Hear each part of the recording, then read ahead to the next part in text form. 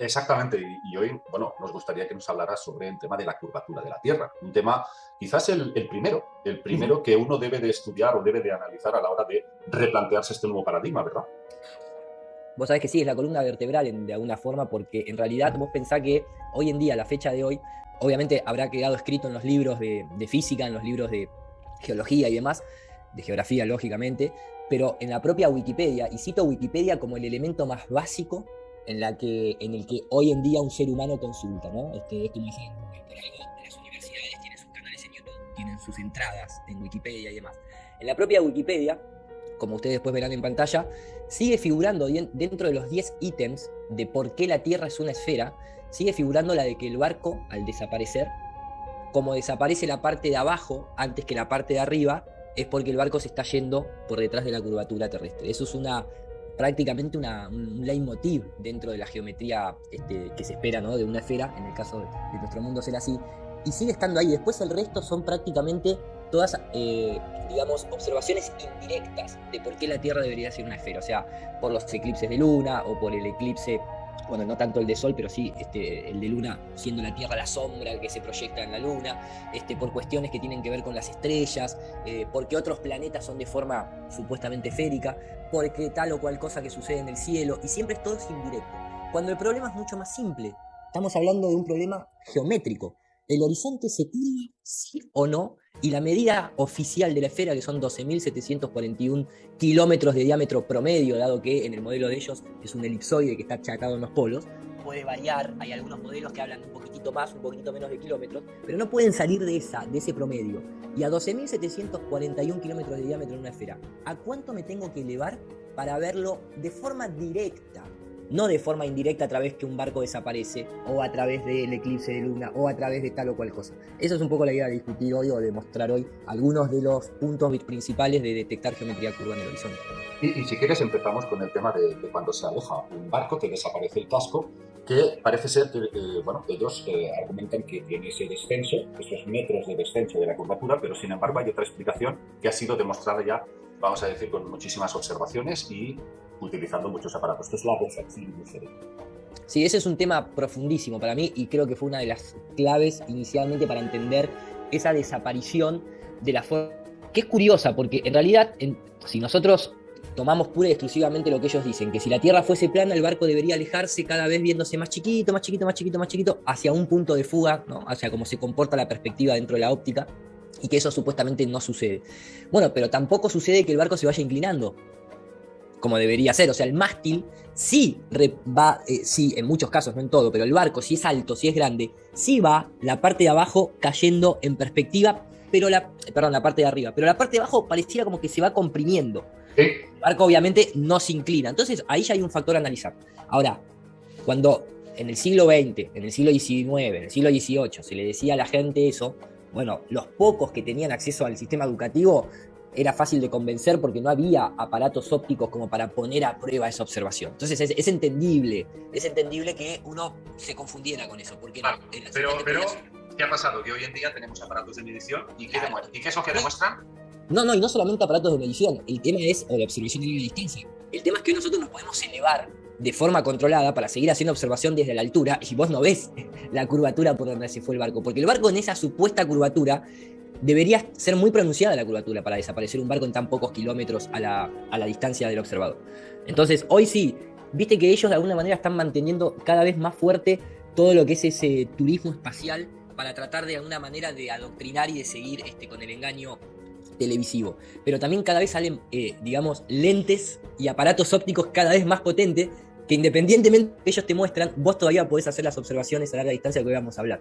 Por ejemplo, la del barco, hay muchos ejemplos que vamos a ver que se puede ver perfectamente cómo existe ese fenómeno que los italianos habían denominado la fata morgana, que sería el ala madrina, que ha incluso dado muchas teorías dentro de la propia ufología o también de la mitología en la antigüedad, porque a grandes distancias en distintos paisajes se veían como formas que parecían estar flotando en el aire y que tenían formas como de naves, ¿no?, de tipo óvalo, ¿no?, tipo así como si fuese la típica nave de platillo. Veían cosas como muy distorsionadas que parecían monstruos gigantes. Todo eso llevó, por eso le decían Fata Morgana. Pero si lo traemos al siglo XX y XXI, donde podemos utilizar el método científico para analizar, Fíjense que acá lo que se ve en una experimentación controlada en laboratorio son unos nanotubos de carbono que están dentro del agua. El agua sería la atmósfera. Cuando se le inyecta calor, van a ver que esos nanotubos parecieran volverse invisibles directamente. ¿Por qué? Porque se iguala el índice de refracción. Si eso nosotros lo trasladamos, eso es el experimento controlado.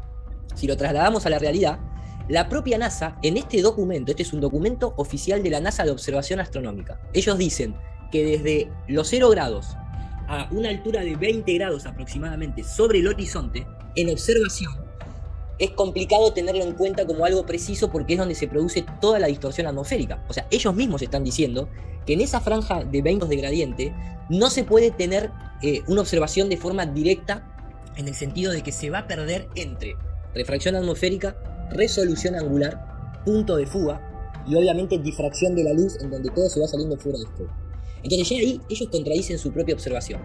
Pero, cierro con esto, hoy en día las cámaras que nosotros tenemos, con lentes infrarrojos sobre todo, permiten ver con bastante claridad, por lo menos hasta que el objeto se termina perdiendo por resolución angular y no tanto por refracción atmosférica. Y esta es la frutilla del postre, que sería la siguiente. En esa caída de curvatura, cuando vos querés observar esto, tenés que tratar de ir al máximo de la exageración de algo que no se podría ver, que no es un barco, sino que son las ciudades, los skyline. Porque vale, ahora vamos al tema de Michigan, Chicago. Exacto. Ahí sí, digamos, el margen de error cada vez es más chico en el sentido de querer constatar esos objetos que deberían estar ocultos debajo de la Tierra. Pero cuéntanos, el que descubrió, bueno, el que hizo estas fotografías, no recordar el nombre, la persona. Sí, Nicky Yowaki, una cosa así, lo van a ver ahí en planta. Eran más de 90 kilómetros de distancia desde el lago Michigan y se pueden ver todos los edificios de Chicago, ¿verdad?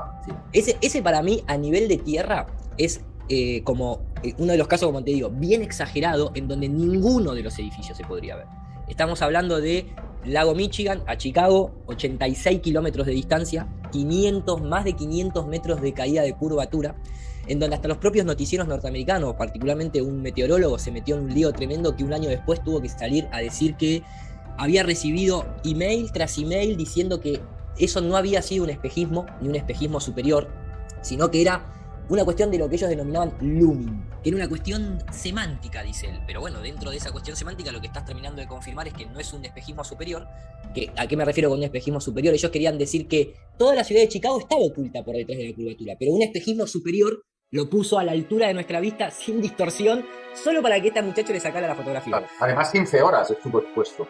¿Cómo sí va a ser un espejismo, vamos a decir, con 15 horas de proyección directa viéndose todos los edificios de Chicago? El más alto de ellos tampoco podría verse con una supuesta curvatura de 500, me parece que son más de 580 Son más de 500 metros y el edificio más alto tiene 490 y pico. Pero además, durante el timelapse, ustedes van a poder ver que empiezan a aparecer a los costados del skyline pequeñas lucecitas del resto de los edificios de Chicago que tal vez no superan los 100 metros de altura.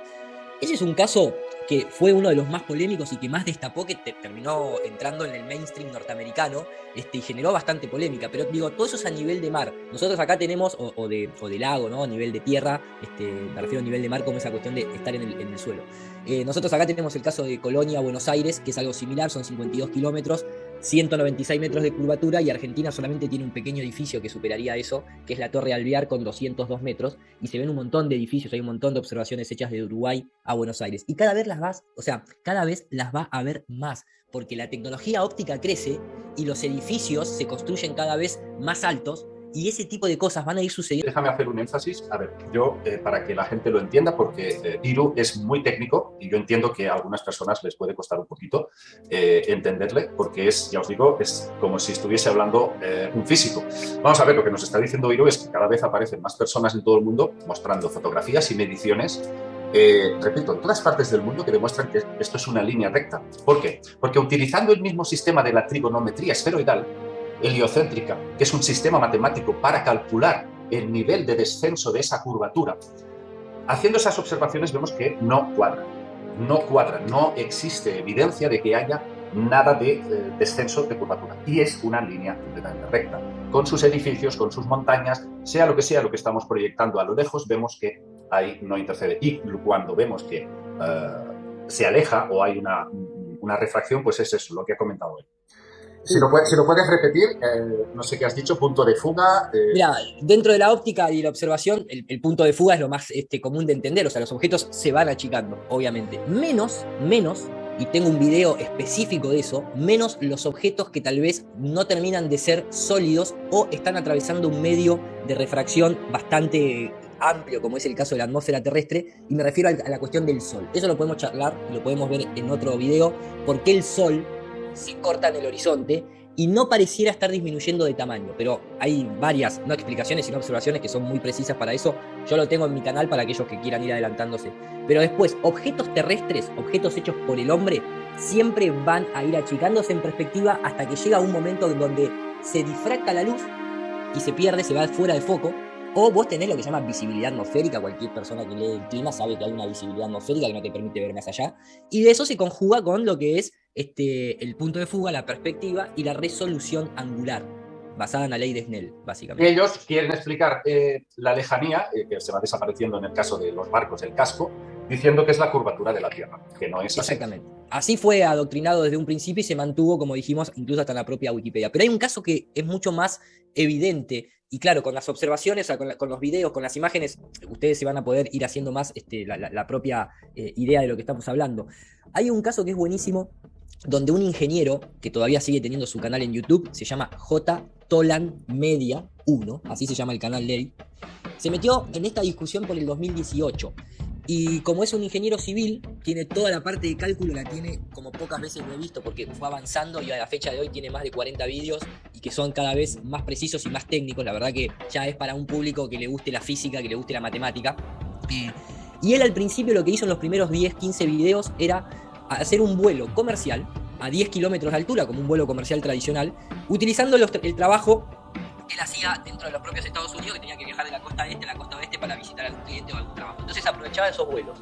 Los traqueaba en un GPS de celular. Recuerden que GPS significa global, o mejor dicho, geo. En realidad la palabra más técnica de la G es Geo Position System. No tiene nada que ver con satélite. La palabra GPS no involucra la palabra satelital, involucra simplemente una geolocalización en el espacio, simplemente eso, quiero decir, porque él viaja y los GPS van a decir, los GPS son con satélite. No. Viajaba con un teléfono, una aplicación de GPS, mientras que iba haciendo el vuelo, él sabía por dónde estaba pasando, a qué altura estaba, tomaba una cámara Sony Alpha 6000, la ponía contra la ventanilla del avión, mostraba lo que se veía de manera normal, y luego agarraba un lente infrarrojo, se lo enroscaba a la cámara, y ahí venía el gran problema para la esfera. Porque con un lente infrarrojo, a la distancia, a 10 kilómetros de altura, vos no podrías ver, matemáticamente hablando, dentro de esa trigonometría que vos mencionás, no podés ver más de 357 kilómetros al horizonte. A los 357 kilómetros, la curvatura de la Tierra ya no te permite ver más allá de ella. Este hombre tiene filmado en un vuelo más de 950 kilómetros al horizonte. Es 3 veces más que lo que predice el globo prácticamente. Entonces, eso no se podía hacer a principios del siglo XX, ni siquiera a mediados del siglo XX. Eso se pudo empezar a hacer ahora, hace 20 años atrás. A nadie se le ocurrió hace 20 años atrás. Surgió a partir de 2015 con esta discusión. Entonces, a nivel del mar, no hay curvatura presente. A 10 kilómetros de altura, no hay curvatura presente. Globos aerostáticos, como ustedes están viendo, indican que no hay curvatura presente y a 30 y 40 kilómetros de altura el horizonte asciende con el observador. Como mucho se ve una circularidad producto del lente. El lente es convexo, la luz llega en distintos puntos y cuando la visibilidad es máxima, parece un círculo, que no es lo mismo que una curva. No, pero no son lentes ojo de pez. No, pero todos los lentes son convexos, porque todos los lentes tienen una pequeña panza, no existe el lente rectilineal absoluto. No existe el lente rectilineal absoluto. Entonces, pero de todas maneras también podemos explicar eso, Iru, porque realmente la Tierra es redonda, no esférica. La gente cree que redondo es esférico. No, por favor. Redondo significa que es circular. Circular, exactamente. Esférico hace alusión a un volumen y circular hace alusión a una figura 2D, entre comillas. Sí, pero la Tierra es circular, pero vos a 40 kilómetros de altura no podrías llegar a ver el borde, entre comillas, o el límite circular. La sensación de circularidad que vos ves es simple y producto de la óptica de cómo llega la luz al lente y la forma que tiene el lente, que es un lente convexo. Entonces, es como cuando el ojo humano está en el mar abierto y tiene una visibilidad atmosférica de esos días que son impecables. Vos tenés la sensación de cuando girás la cabeza, tenés la sensación de que estás en un círculo. pero a veces por cómo se comporta la óptica de un lente convexo, sea una cámara o sea el ojo humano. Hay que La clave matizar. ahí, cierro con esto, la clave es más de 30 kilómetros de altura, horizonte a la altura del observador. El sol se ve ahí, puntual, no hay estrellas. Sí, sí, sí. eh, Claro, exacto. Estas imágenes que estamos viendo, bueno, que hemos visto, pues demuestran que es completamente recto. Pero quiero también decir y advertir a mucha gente que ahora empezará a ver otros vídeos de globos aerostáticos diciendo, sí, la Tierra es esférica y tal, y empezarán a ver que efectivamente hace una cosa así tremendamente pronunciada. Y eso es efecto de las lentes ojo de pez.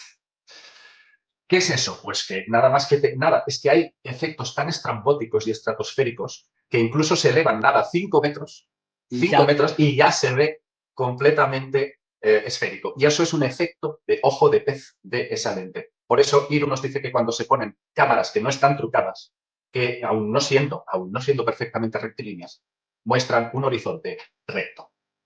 sobre todo a la ¿A qué altura. altura hemos llegado de máximo con globos aerostáticos? Con globos aerostáticos, porque hay dos tipos de globos aerostáticos. Hay uno que manejan las agencias espaciales que no tienen venta comercial al público, que se llaman globos super presurizados, que llegan a los 55 kilómetros de altura y es de donde se cuelgan los equipos satelitales, como estamos viendo acá en pantalla. E incluso, fíjense este lanzamiento hecho por la propia NASA en la Antártida, cuando el globo se eleva, lo sueltan del camión, el globo se está elevando, pasan las nubes muy rápido, porque recordemos que la Antártida, geológicamente, es el territorio más elevado en promedio, más frío y más ventoso del mundo. La Antártida tiene de promedio más de 2.500 metros de altura. Esa es la verdadera muralla de hielo. Ellos mismos te lo están diciendo. La Antártida viene y cuando vos estás en la costa, la Antártida empieza a ser así. Y se va y queda de promedio en 2.500 metros. Cuando sueltan el globo, que ya está en esa altura, atraviesa las nubes y fíjense lo que se ve de la Antártida. No solamente se ve cada vez más y más hielo, hasta donde la cámara puede tomar, sino que sigue estando a la altura de los ojos. Y eso es la Antártida en un globo propiamente de la NASA. De ahí la tapa del disco de Deep Purple, Infinity, y está la referencia de la Antártida, ¿no? Utilicemos también un poco lo que es la predicción predictiva. Volviendo a los globos aerostáticos tradicionales, civiles, que uno puede alcanzar, que nosotros hemos tirado, los que hemos mostrado llegan a los 40 kilómetros de altura, 35. Te repito, David, se veía la curvatura indirectamente por el barco y a 40 kilómetros de altura sigue estando el horizonte a la altura de los ojos. Claro, ¿En qué claro. quedamos? Oye, una cosa importantísima. Satélites, por supuesto que hay, pero no son objetos que estén orbitando fuera en el espacio. Exacto. Iru está diciendo, para aquellos que bueno, no lo hayan entendido, que sí existen los satélites y por eso existen las telecomunicaciones y todo lo demás, pero que están suspendidos en globos aerostáticos. ¿Es así? Los aparatos sí. Después ellos tienen varias técnicas que son oficializadas. Rebote ionosférico, troposcattering, transmisión de antena punto a punto, cables de fibra óptica submarino. El GPS, mira, acá en esta lista, en esta imagen, aparecen más de 20 sistemas que a la gente tradicionalmente se le dice como GPS para no tener que estar dándole explicaciones. Pero fíjate, todos estos puntos con sus imágenes correspondientes es lo que a nosotros hoy nos hace el GPS, que proviene del sistema militar utilizado en la Segunda Guerra Mundial llamado el sistema LORAN. Long Range Operation, no sé cuánto, eso significa LORAN, que era simplemente antenas en donde un barco militar podía emitir una señal, rebote, y de ahí se triangulaba. Es algo que existe hace muchísimo. Entonces, te cierro con esto, David. Todavía queda una medición, una observación más arriba para ver cómo se comporta el horizonte geométrico, que son los sounding rockets. Estos son cohetes de sondeo. Estos son los verdaderos cohetes que ascienden como una flecha, van a más de 6.000 kilómetros por hora. Pero claro, fíjense lo que es el cohete. El cohete es simplemente un pequeño vector, como se dice técnicamente. Un vector significa una flecha que apunta, en este caso al cielo. Tiene un diámetro a veces de 60 centímetros nada más. 4 o 5 metros de altura, es hiper liviano, nada que ver con lo que es un cohete espacial de lo que estamos acostumbrados a ver, que siempre hace una trayectoria en arco.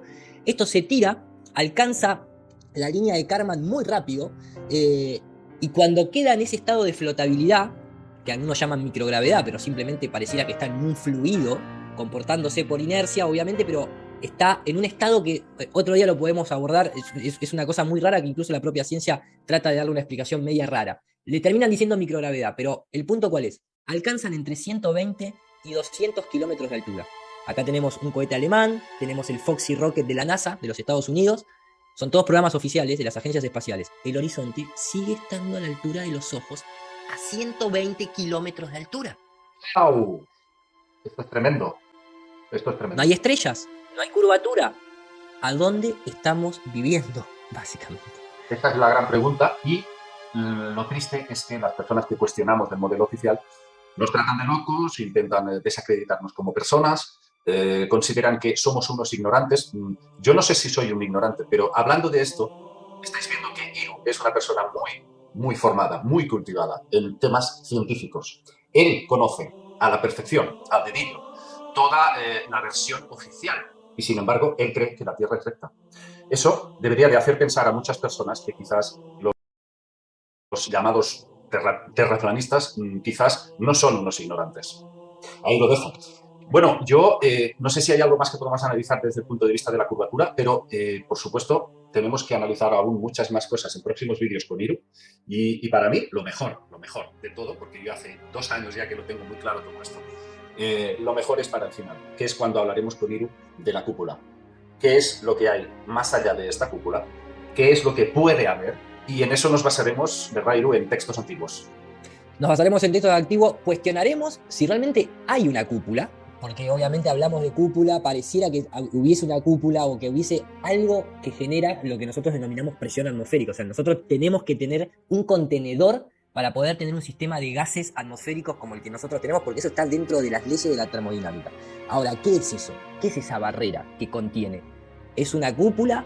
¿Es un domo? ¿Es una estructura artificial? Tal vez es una condición dinámica propia de la naturaleza dada ciertas temperaturas a ciertas alturas. Bueno, hasta donde lo podemos nosotros corroborar, está interesante el tema. Por lo menos va a ser algo bastante interesante. Quédense que en el capítulo de hoy se busca la curvatura terrestre, porque no se ha podido hallar en ninguna de las observaciones a las distintas distancias y altitudes, básicamente, salvo cuando te la presenta las propias agencias espaciales en la televisión y en próximos capítulos de la vida real te la van a mostrar en el metaverso, pero en la vida real, realmente hablando, todavía nadie la pudo encontrar. Claro, ahí está. Iru se está refiriendo a que cuando nos salimos de los parámetros del CGI, observando la naturaleza no aparece esa curvatura. Exactamente. El próximo día yo creo que tendríamos que hablar de la mecánica de los fluidos. Eso, y bueno, ahí hay una gran clave, fácil de entender. Yo sé que a veces parece un poquito técnico, por eso ponemos las imágenes, porque de esa forma se entiende a la perfección lo que uno está hablando ahí con imágenes directas. La mecánica de fluidos es muy fácil de entender y hay varios ejemplos y sobre todo varias construcciones que de alguna manera materializan esa propiedad física de que el agua siempre mantiene su nivel y por lo tanto no existiría ninguna fuerza que esté haciendo que los fluidos se queden adheridos a una pelota giratoria en el vacío del espacio, ¿no? Es una locura, de verdad. Pues, sí. Iru, muchísimas gracias. Hoy ha sido extraordinario. También lo has resumido pues muy bien, ¿eh? Algo que no es fácil de resumir. Te queremos mucho, lo sabes. Para nosotros eres un gran referente. Yo ya, desde el primer día que te vi, me quedé fascinado con tus explicaciones, súper coherentes, súper sencillas de entender, cuando tienes un mínimo de conocimiento, porque hay a veces que cuando te embalas cuesta un poco seguirte.